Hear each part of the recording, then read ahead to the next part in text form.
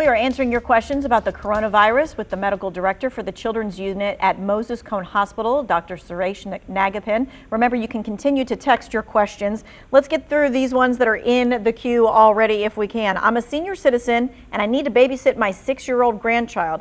Is it safe for me? I've had my first vaccine. Well, that's great. You got your first vaccine, and that is, halfway to protection, so that's good. I would still try to be wearing masks with that 6-year-old until you've gotten your second vaccine, and a couple of weeks have passed after your second vaccine is when you really are going to get full immunity. All right, this person says, I received my first vaccine. I could not get my second one that was scheduled. Now it has been just over 2 months. What do I do? Still go and get it. Ideally, the way it was tested was, 3 weeks or 4 weeks, depending on which brand you're talking about. But, even if you miss that, it's still fine to go get it. That's still going to protect you. Okay. This person says, my 17-year-old granddaughter tested positive for COVID 9 days ago. She feels okay one day, miserable the next. Is this normal if there is a normal? Yes, we have seen lots of kids who are COVID positive, and sometimes the symptoms linger, and you get this little roller coaster where you're great one day and the next day you're feeling crummy. And that's part of this virus that we're seeing. So nothing about that's too out of the ordinary. Mm-hmm. Is there a specific time, like 2 weeks out, if she's still feeling like that? Should she follow up with the doctor, or? Yeah, I would say it's always reasonable to follow up with your doctor who can actually see you and know and check on things and make sure that you're truly okay. So it's never a bad thing to do that. And obviously, anytime you're having severe symptoms, trouble breathing, high fevers, that's the time where you want to go see your doctor. Mm-hmm. All right, this person says, I got COVID in June of 2020. I was just tested 2 days ago and I still have antibodies. So do I need to get the vaccine? I would still get the vaccine, and here's why. So what we're seeing around the world is that, as some of these variants poke up their heads, that, some people who had it in the past, who had COVID last year, who had antibodies, that they're getting reinfected. And we saw that in Brazil, in the Manaus region of Brazil, where 75% of the people had COVID, and then that was last year, and then this February and January, they had another surge. So it still makes sense to do. You're still going to protect yourself, and there's no guarantee just because you have antibodies that you'll necessarily fight off these new variants. Mm-hmm. This person is asking, should you wait to get the vaccine if you're breastfeeding? You can go ahead and get it. So there's no contraindication with breastfeeding of the vaccine. It won't cause any harm at all.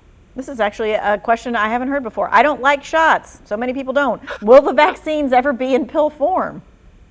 That would be great. And one day it might happen. And, people are even talking about a nasal spray form of vaccine. So it's not on the near horizon, but in the far future, it's possible. Mm-hmm.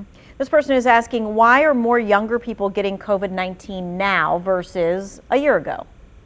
That is a really good question. I think there's a couple different possibilities. One is, a year ago, kids weren't essential workers and kids were staying home from school. And so a lot of younger people and kids were much better protected, more sheltered. And now as kids and younger people are going out more, it just follows that they're going to get exposed more and get infected more.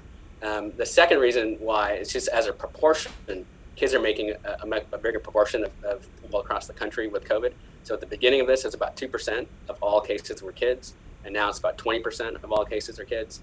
And a big reason for that is older folks have gotten the vaccine, right? So they're protected, but our younger folks still aren't, which is, again, good reason why once this is proven safe in kids, is to line up and get that shot. Mm-hmm.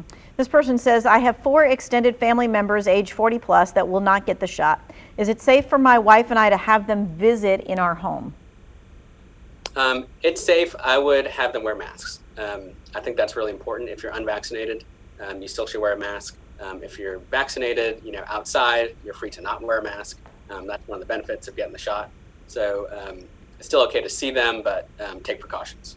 All right, what are the worst symptoms people feel after getting a second dose? Generally, the symptoms people have are just kind of this malaise, sometimes fever.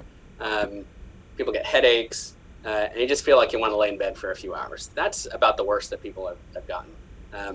And some people are not able to go to work that day, and that happens. But then the next day they're just fine. All right, well, thank you so much for your time and your expertise. We've kind of run the gamut from kids to vaccines to older folks, babysitting, traveling, all of it. If you missed any of this, what you need to do is go to the Two Wants to Know section, and we'll have posted this audio so that you will be able to listen to it and be able to share it with your friends and family.